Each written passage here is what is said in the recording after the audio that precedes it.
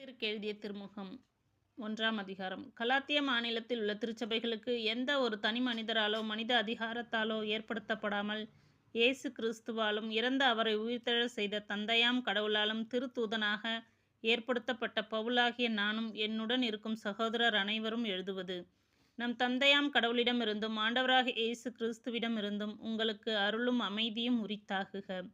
இவரே நம் தந்தையாம் கடவுளின் திருவுளத்திற்கேற்ப இன்றைய பொல்லாத காலத்தினின்று நம்மை விடுவிக்குமாறு நம்முடைய பாவங்களின் பொருட்டு தம்மையே ஒப்புவித்தார்.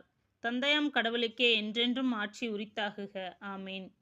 நற்செய்தி 1. கிறிஸ்துவின் பொருட்டு அருள் கூர்ந்து உங்களை அழைத்த அவரை விட்டுவிட்டு இவ்வளவு குறுகிய காலத்தில் வேறு ஒரு நற்செய்தியை ஏற்றுக்கொண்டு விட்டீர்களே. எனக்கே வியப்பாய் இருக்கிறது. வேறு ஒரு நற்செய்தி இருக்கிறது என்று நான் சொல்ல வரவில்லை. மாறாக சிலர் உங்கள் மனதை குழப்பி கிறிஸ்துவின் நற்செய்தியை திரித்து கூற விரும்புகின்றனர் என்பதுதான் உண்மை. நாங்கள் உங்களுக்கு அறிவித்த நற்செய்தி நின்று மாறுபட்ட ஒன்றை நாங்களோ விண்ணிலிருந்து வந்த தூதரோ யார் அறிவித்தாலும் அவர்கள் சபிக்கப்படுக. ஏற்கனவே சொல்லியிருக்கிறோம். இப்பொழுது மீண்டும் சொல்கிறேன். நீங்கள் பெற்றுக்கொண்ட நற்செய்தி நின்று மாறுபட்ட ஒன்றை யாராவது உங்களுக்கு அறிவித்தால் அவர்கள் சபிக்கப்படுக. இப்படி பேசும்போது நான் நாடுவது மனிதருடைய நல்லெண்ணமா கடவுளுடைய நல்லெண்ணமா? நான் மனிதருக்கு உகந்தவனாய் இருக்கவா பார்க்கிறேன்? நான் இன்னும் மனிதருக்கு உகந்தவனாய் இருக்க பார்த்தால் கிறிஸ்துவுக்கு பணியாளனாய் இருக்க முடியாது. நிகழ்ச்சி பகுதி. பவுல் திருத்தூதராக அழைப்பு பெற்ற வரலாறு.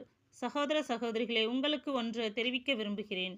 நான் உங்களுக்கு அறிவித்த நற்செய்தி மனிதரிடமிருந்து வந்தது அல்ல. எந்த மனிதரிடந்தும் நான் அதை பெற்றுக்கொள்ளவில்லை. எந்த மனிதரும் அதை எனக்கு கற்றுக் கொடுக்கவில்லை.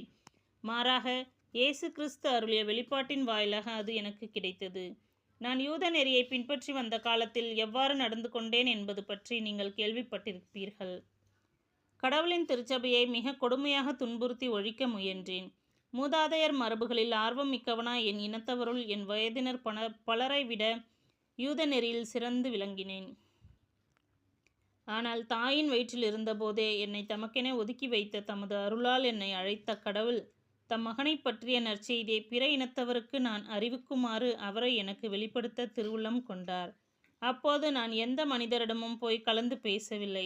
எனக்கு முன் திருத்தூதர்களாய் இருந்தவர்களை காண எருசலேமுக்கு போகவும் இல்லை.